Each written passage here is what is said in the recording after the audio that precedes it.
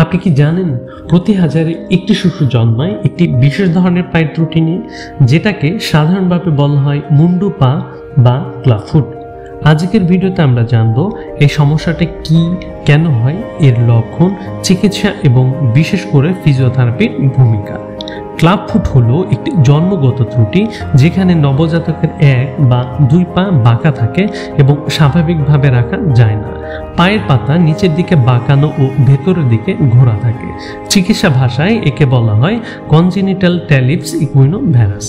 মুন্ডু পায়ের কারণসমূহ: জন্মগত বা জেনেটিক ত্রুটি, গর্ভ অবস্থায় জটিলতা, যেমন গর্ভে শিশুর নড়াচড়া সীমিত থাকলে, স্নায়ু ও পেশির সমস্যা যেমন স্পাইনা বাইফিডা ও সেরেব্রাল পালসি, পায়ের পেশির ভারসাম্যহীনতা।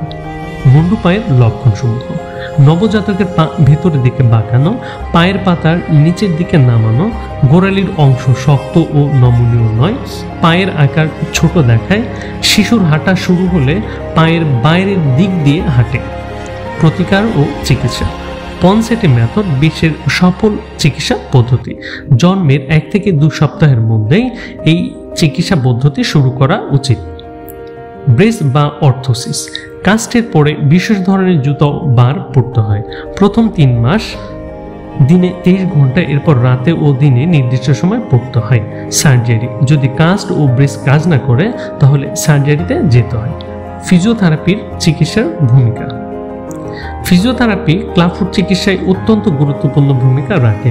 এর মাধ্যমে শিশুর পা ধীরে ধীরে স্বাভাবিক হতে শুরু করে।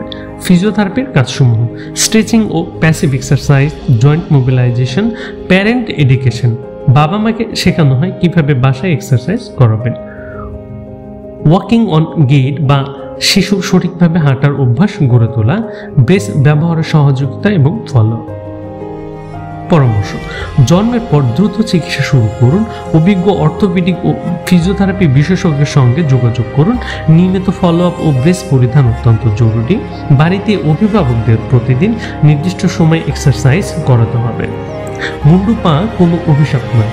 সময় মতো চিকিৎসা ও ফিজিওথেরাপির মাধ্যমে একটি শিশুও স্বাভাবিকভাবে হাঁটতে পারে, খেলতে পারে এবং জীবন উপভোগ করতে পারে।